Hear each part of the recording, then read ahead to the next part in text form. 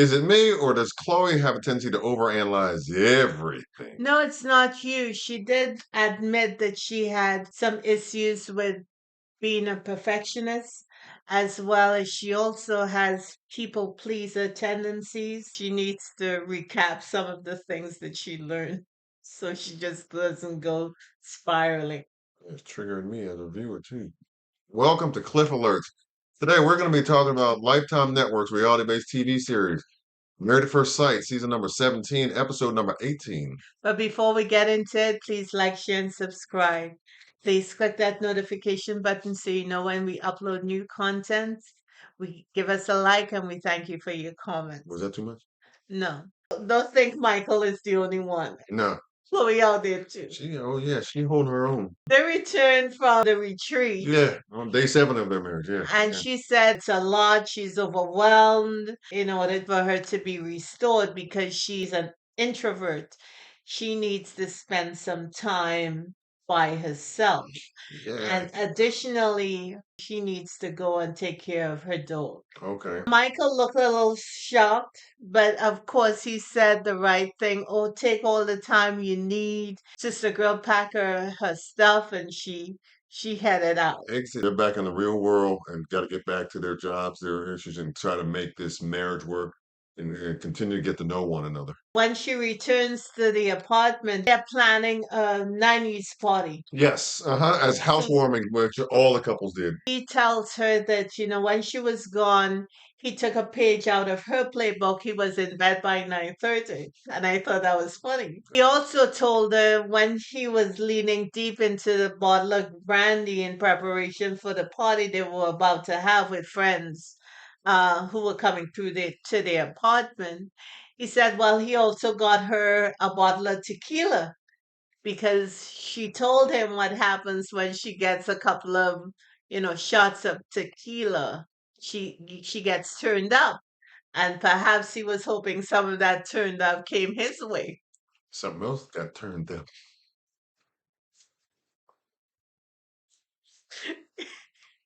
You know what I'm saying? Yeah, I know what you're saying. Because that's what guys do. That's the one part of what we do. They listen to what really brings you joy. And if you tell them about it, they're gonna provide I that. was just going to say, they're going to set up the scenario where it can happen with the quickness. It's not like heavy lifting. No.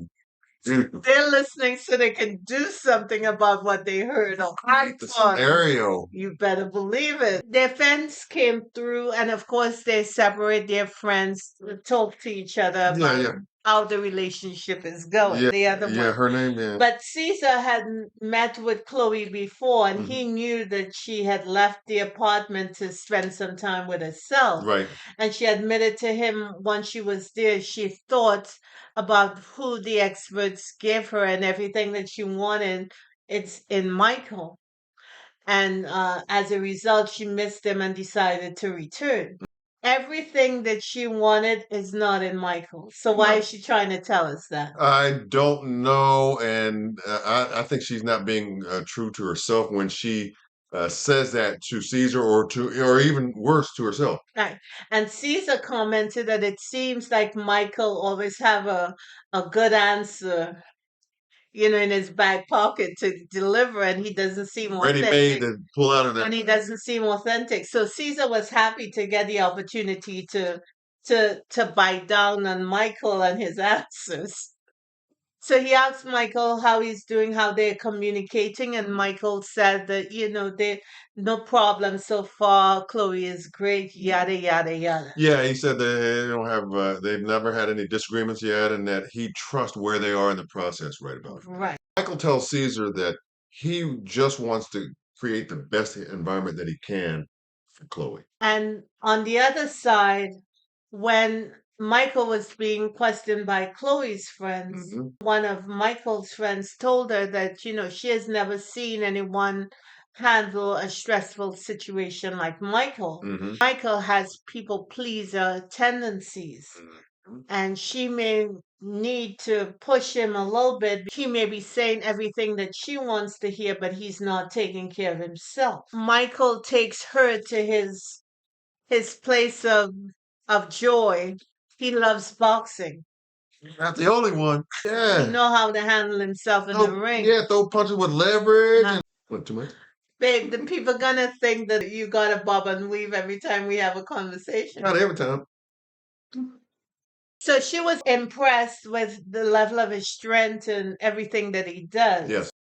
When he comes over, she approached the topic of conversation that he may be a people pleaser. Yeah. And when asked, he said, well, he won't categorize himself as that, but he has tendencies. And he realizes that. And he And realized he's honest that. about this. Right. So she said that she needed him whenever he needed time or whenever he needed a break to take care of himself. Because while she appreciates him understanding and giving her space, he also got to take space for himself so they can live and coexist in a healthy way. Because since she arrived on the scene, he had to acquiesce to her quite a few times. Right. And So it she can't, can come into a good position right. for them to go on And together. it can't be always the case where, or One-sided. scenario where he's, always acquiescing and that people pleaser mode is always kicking in on Right. his side. Or for him to speak in an honest and definite and clear way that she can understand.